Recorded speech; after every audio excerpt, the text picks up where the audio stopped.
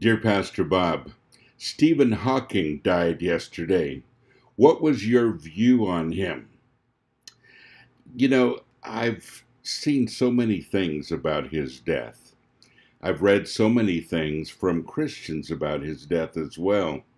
And I'm really disappointed at the Christian community and the way that a lot of this has been handled. Here's a meme that I saw yesterday. It has a picture of Stephen in his wheelchair. He was absolutely not able to move almost any of his body.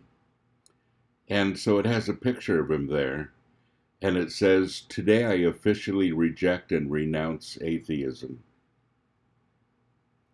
I hated that. What is my view on him? I guess more importantly, what was God's view on him? He was an amazing man, very gifted intellectually and in so many ways. And I admired him. He overcame some phenomenal odds and kept going. That should be an example to all of us, honestly. I think Solomon was a guy like this. The Bible says that Solomon was a very, very intelligent man, the wisest man, they said, anywhere. That's how the Bible booked him.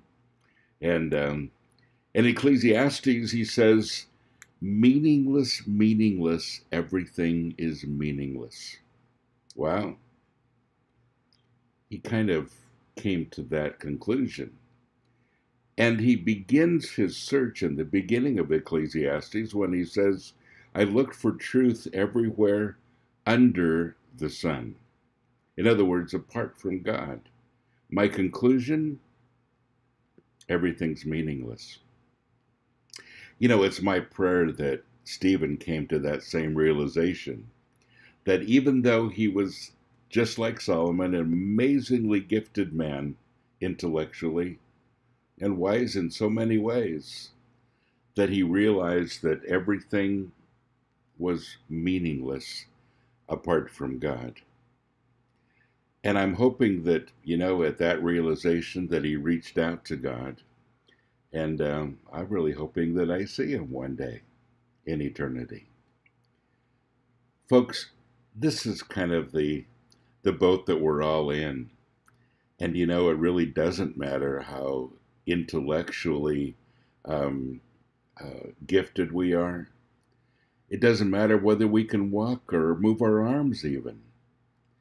What really matters is what's in our heart, and what's in our heart concerning Jesus Christ. I can't judge Stephen. I don't know his heart, but I do know that God knows his heart. And I know that God is a loving God. And I know God was after him. I know he was.